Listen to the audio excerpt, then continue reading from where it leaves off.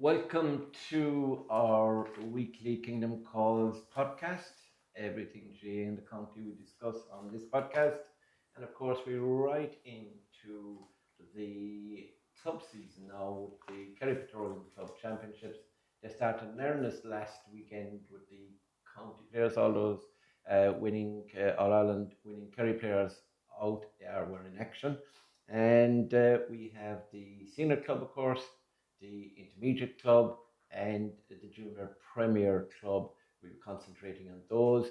And all games in the senior club championship and the intermediate club championship are available live, exclusively live on Clubber TV. And going down well at the moment. So far, so good. So let's hope we continue this weekend where all those games in the intermediate, if you can make them, or if you're away from home, you can watch them on Clubber TV. Get that club pass, and it's only works out about €3 a week, and you get more than €3 worth of value because JC's pictures and his camera work are exemplary. Talking about exemplary, you wouldn't have put that title on our first panelist this evening. That's John Kennedy. John, the former All-Ireland medal winner with Ashty. He won them with Kerry, but he comes from Ashty. And three of them he has. He tells me he doesn't know where they are, but I think he does. They're in a shrine outside his house, and people come and pay homage to him from time to time. John Kennedy, you're welcome. Thanks, Murt. Yeah. Now a man who doesn't have All-Ireland medals, he's a lot of knowledge, in fairness to him, but he is a noted, maybe notorious, but no, a noted Tarbert junior footballer into the North Kerry junior football final at the moment. I think they are. He's been a leading light coming off the bench, an impact player at 61 years of age. In fairness to John O'Dowd, actually I lie about his age. John O'Dowd, welcome. Thank you. John, of course, our lead commentator, best commentator I would maintain, other than myself. No, best commentator on Clubber is John. Now, John, two Johns, so we'll go. One of them will be John for the purposes of this show, and the other will be Dowdy. He doesn't mind that once you don't call him early in the morning. Now, John Kennedy. We'll start with Austin Stacks and Timperlow. That was a good, strong win for Stacks, 118 to 1-5. I think you tipped up Stacks last week, so you have great knowledge of football. And Stacks, now John will tell us more. John was actually at the game, and he was commentating on it, so he would have a few of the little bits and bobs we might have missed. But overall, an impressive stat by Stacks. Oh, no doubt, Martin. I think their panel, looking at the team sheet, Joe O'Connor, Jack Murphy, came off the bench, Michael O'Donnell, that shows the strength and depth they have, that they can afford to leave these fellas off. And Armin Heinrich, very impressive, 5 points. They're a team to be rated. They've come up from intermediate. They're very impressive, well drilled outfit. We said last week about the strength and depth. Maybe their biggest problem could be getting their best 15. But serious competition for places. I think Daniel Kerry was a sub the last day as well, just came on. So going well. The Rock are going well, and they had too much for Timperlow. John was at the game, but they had too much for Timperlow, and kicking 118, very impressive. John, too much for Timperlow, impressive in all facets, defensively. Michael Clancy, course, excellent goalkeeper. Midfield, kind of an unusual partnership there. And then up front, and Paddy Lane was at 1-4 to not 5 for Heinrich, and then bringing in Joe O'Connor, etc. The most impressive thing, obviously, was the 118 was all from play.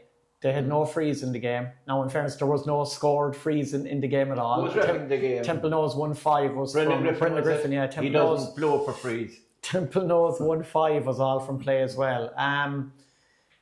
Armin Heinrich, first of all, was outstanding. 5 points from the half-back line. He continuously attacked to huge effect, and his shooting was excellent.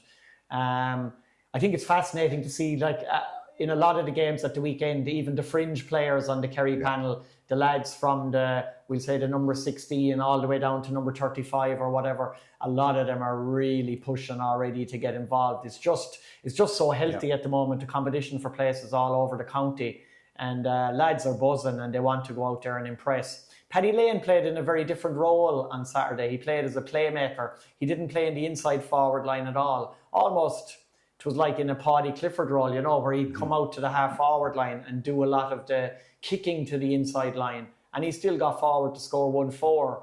So played very well. But it's the strength in depth. Like Joey Nagel will be back in 3 or 4 weeks. He was missing. Keane Purcell should have. No Keane Purcell, no Greg Horan, no Jack O'Shea. You had Joe O'Connor, Daniel Kirby, Colin Brown, Jack Murphy, Michael O'Donnell. They just came on as subs. How did Joe play? Joe just played at his ease. He played a part in the goal. But like the game was over at half time because it went from 2 points each to 9 points to 2 at half time. Templenoe didn't score for a lengthy period of time. Adrian Spillane scored a great goal. Killian Spillane was well blotted out by Dylan Casey and by a lack of supply. I think Templenoe will be really disappointed with their performance because on paper they had a fairly solid, regular, strong team. They'll be disappointed. I'd expect a massive improvement for them in their second match against Nagale, which will probably, depending on what happens this Friday night, that'll be the big game in the group. So, and they'll be on home soil for that one. So Derek Moynihan wouldn't have been happy with that performance. But Stacks, Darragh Long is just like, you know, he's talking up the competition for places and it's there for all to see. And it's given him lots of headaches, but pleasant headaches. Like, arguably, even if you look at the Dr. Crokes subs bench right now, it's not as strong as the Austin Stacks bench. No. So maybe their first 15 isn't as good as Dr. Crokes yet. The backup. But their backup is arguably stronger. And I suppose, John, you said it about Paddy Lane. His positioning, an interesting one, isn't it? Yeah, very much so. Taking the pressure off, bringing him out the field as a playmaker. And he chipped in with 1-4. Yeah. But, like, he's not inside being double marked or under pressure to score. An interesting tactic now, isn't it? It was very much so. Like, and Daniel Kirby came on and kicked 2 monster points, like, as well from long range. Like, he's going to be starting going forward. Obviously, Joe is going to be starting. Like, Jack Murphy was man the match here in the under-21 final. Right, he's really close to a starting place. Another man who was fantastic, an experienced campaigner now, as good as I've seen him play, Ronan Shanahan, was in top form. He's a warrior. Yeah, top form. Been. So now we have the Tralee Derby, Nagale, who've gone through a rough couple of seasons, to be fair. Now David Burke back from inter-county panel duty, although he did play a few games in the National League, in fairness to him. That's Mark's son, Damien. Jack Barry is back from his travels, so he'll be a huge player at midfield.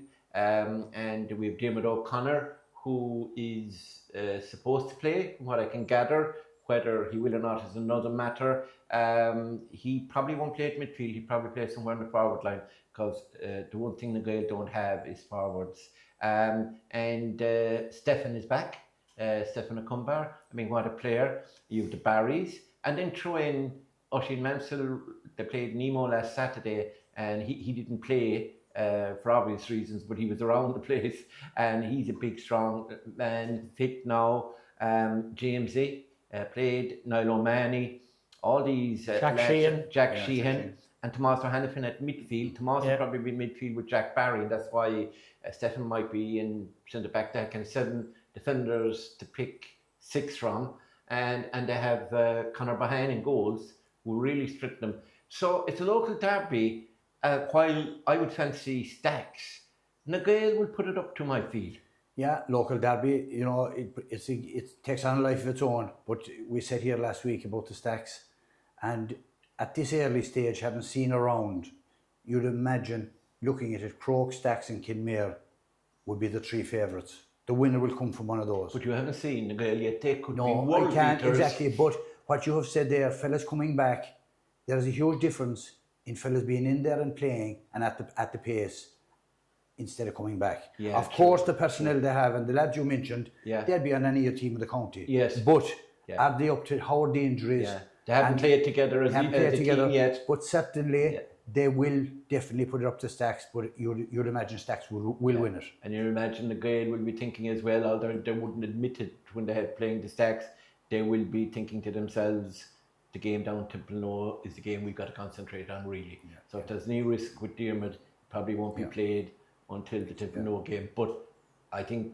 the report I believe is that he will be played on today. You would be of the same opinion the Stacks would be too strong probably for the game. Yeah, I think there will be huge interest in seeing Jack Barry back competitive club championship football. Because sometimes we forget... Probably up against Joe, maybe. Yeah, sometimes we forget the contribution that Jack made to Kerry football and was an integral part of the team that won the All-Ireland in 2022. And probably the only man who had good games are against Brian Fenton, to be fair. Exactly. And if you were good enough to hold your own with Brian Fenton, it told you what calibre of a player you were. Was underrated within this county, and I think people only appreciated him when he wasn't there anymore, which is often the case. Well said, For Gael, they will obviously be very strong at the back and around the middle of the field. That battle with Joe, because Joe O'Connor will be ready to start this week.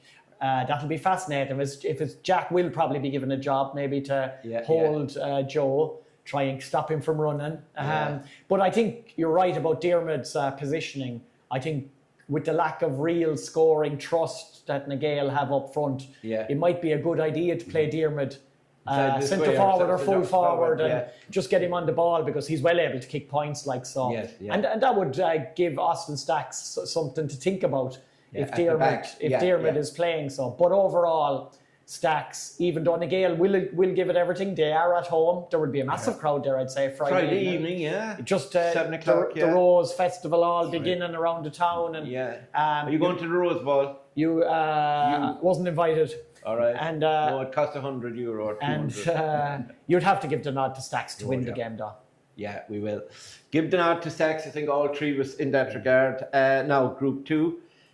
Dingle and Kenmare met on Sunday. Again, John, you were there. You seem to have you seem to be at all the good games. And it's Kenmare 220, Dingle 013. I'm surprised that Dingle only scored 13 and spent a lot of the second half without scoring. Can you address that now? To tighten up at half time, it was it 10-5 to Dingle? Yeah, Dingle were excellent in the first half. Like, if you consider they were missing Paul Ganey, Tom O'Sullivan, Barry Dan O'Sullivan, Niall Ganey, Conor Flannery, Conor O'Sullivan. Like, they're top quality players from a Dingle perspective to be without them. But the performance they put in the first half was outstanding.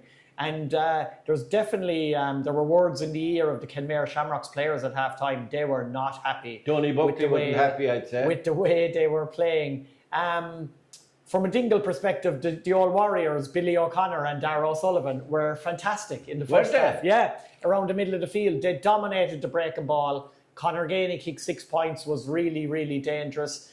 They restricted the supply to Sean O'Shea and Donald O'Sullivan in the first half. They were in a great position. Second half, it all changed. Dingle ran out of steam. Kenmare made some positional changes, and the introduction of Paul O'Connor, the veteran campaigner, he was absolutely fantastic. He's not a veteran, he's only about 36. A couple of years younger than John. He was absolutely fantastic. He went in full forward. Donald Down went to centre forward. Sean O'Shea went to midfield, and the whole game changed. And like, even with the players they were missing, Dingle will be fuming at their second half display. Though Dingle are a proud team. They have proud players. Padraig Corcoran is a proud manager. To only score 3 points and concede 215 in the second half. 3 the second half is some hammering. There will be a big response from Dingle on Sunday on home soil. Yeah, and John Kennedy, myself and yourself be there to watch that comeback and against Miltown Castlemaine. If you'll be with me on Sunday, but I think you will.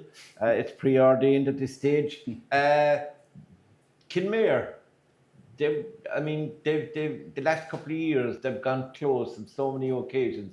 They've been a very hard team. Obviously, Stephen O'Brien and Sean O'Shea are the big players, but Darragh O'Shea, Tommy Cronin, James McCarthy of recent vintage, Kieran Fitzgibbon and goals. I mean, under Peter Keane, he was our goalkeeper, wasn't he? For a season or so, definitely. So, I mean, they're they're a decent side, Kenmare. They're more than a decent side. Oh, they're more than a decent Mickey side. Nathan, Donny Buckley. Look at the line they have. Yeah, huge experience on and off the field. And You refused big money to go there, did you?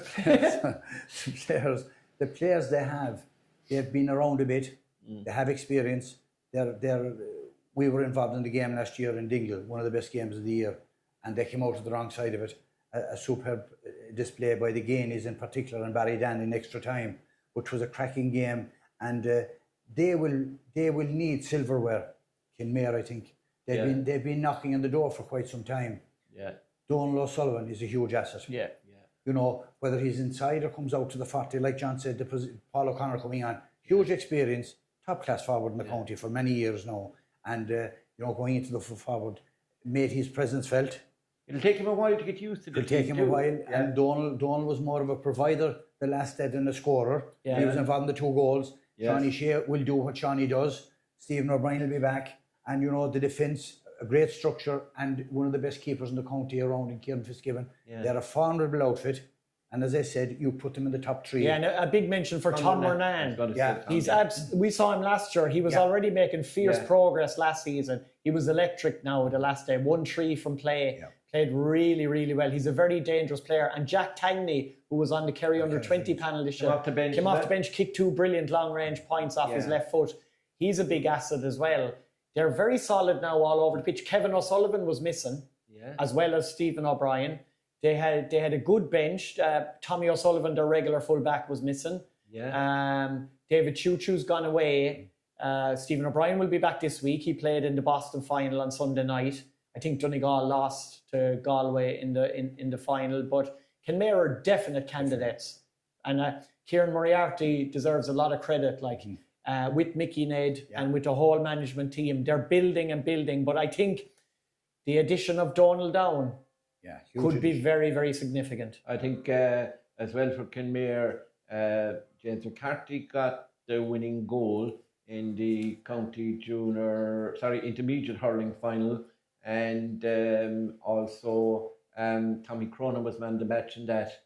When you change games, as you know, when you change to basketball or soccer back in the day and then played football, you were a much more improved player. So I think those lads are much more, they've got a hunger now, they've got the trophy. I gave Tommy man of the match. I was the only one up there. Journalists thought that an intermediate hurling final would be worth covering, but look, I have to try and cover everything in fairness to me. So I humbly acknowledge John. So now tell me, John, will Dingle, regroup, reset? Injuries are probably the main problem, and take Miltown Castlemaine, who I saw against Keele in the county league, right towards the end of the county league, just the second last round or whatever it was, third last round of the league in probably May sometime. And I was very impressed with Miltown Castlemaine that day, but again, it won't be easy for Dingle to bounce back, even though they do have home advantage on Sunday, because Miltown Castlemaine now have been waiting for this game since they lost the promotion playoff to Guinea-Gwilla. Back, I wonder. That's a big question, and if he's back, it'll make a big difference around the middle of the field. They will have Pa Rain, David Roach, Gavin McKenna at the back, which are solid. Uvain O'Connor, Cathal Moriarty, and the big addition is young Dara Hogan. He's been shooting the lights out throughout the whole county league. Sean is there as well. Yeah, it will be very interesting. He former Kerry minor, Dara Hogan. O'Sullivan. It'll be very interesting to see how he gets on now in senior club championship. Dara, he had a lot of injuries last year, which kind of knocked him out of contention. I think he had a bad hamstring injury, but he's back and playing very well. The best young defender I saw, Michael Lynch. Yes, just because I was going to call him Michael McCarthy, so thank you. Michael Lynch, who played Kerry Minor. He was brilliant against Keele. Big, strong physical player. Oh, yeah. I could see him. So this will be a really, really close game on Sunday. I might, just because of home advantage and the fact that there has to be a response from last weekend, give a slight nod to Dingle. But Dylan Gainey went off near the end of the game with about 2 minutes to go back in Kenmare on Sunday. If he was ruled out on top of all the other absentees, then it could be a totally different story.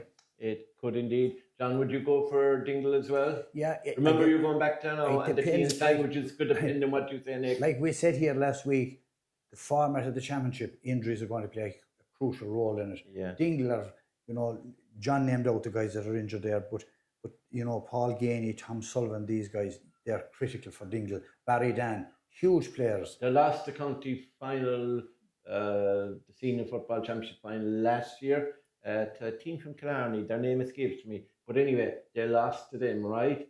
Could they be thinking, will they risk Tom O'Sullivan and Paul Ganey to get into... Not next weekend anyway, not at home. I don't think so. No, I don't think so. I think that they'll look at this and evaluate the fitness. Fellas that are close, will they hold them? Yeah. You have a county senior championship to come. Yeah. And you risk a guy now Yeah. with the chance that he could be out for double the length of time. But like John said, you'd expect a bounce from them. They'll be hugely disappointed with the second half performance last day, despite who they're missing. Yeah. Miltown are waiting in the long grass. But they can see what happened last week. Yeah. And Dingle are vulnerable at the moment. Oh, big time. Miltown Castlemaine were in contention for promotion to Division 1. Weren't Yeah, they? they've just lost that playoff. Just lost that playoff, and A big plus. Dingle were in the same division as them. Yeah. A big plus for Dingle from the last day was young Ned Ryan.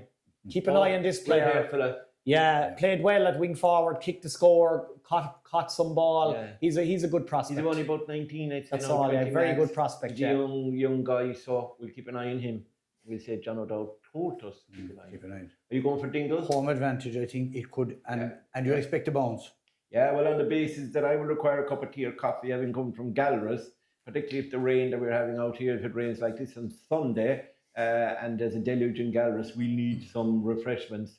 So on that basis, I think Dingle will win, and no sugar for me, just milk and Barry's tea, please.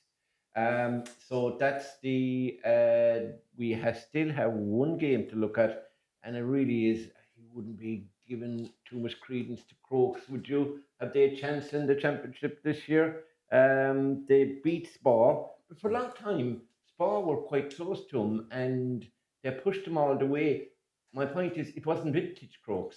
No, not vintage Crokes, and it's a bit of time to adjust again. Guys coming back in. 6 intercounty players they have. 7. But they had 6. Yeah. It doesn't happen like it's not flicking a switch. You're on the hive in all Ireland. All the other county players are the same, but coming back in to a derby game with Spa, Spa have a cut at Crokes, which they always do, and did quite well for long periods. But at the end of the day, Crokes had that bit too much for them, without being, without exerting themselves. But they can still get the goals. Cian McMahon, despite the jet lag, got 1, and Tom Doyle, more jet lag. He was playing. David Shaw, 3 points from midfield. And a good goal. I saw it up in Gavin O'Shea. Gavin O'Shea, great finish. The right man in the right place to be there. Set up by Mark O'Shea, a player that you said earlier didn't play well. I never said that. Oh, didn't you? That's No. fine.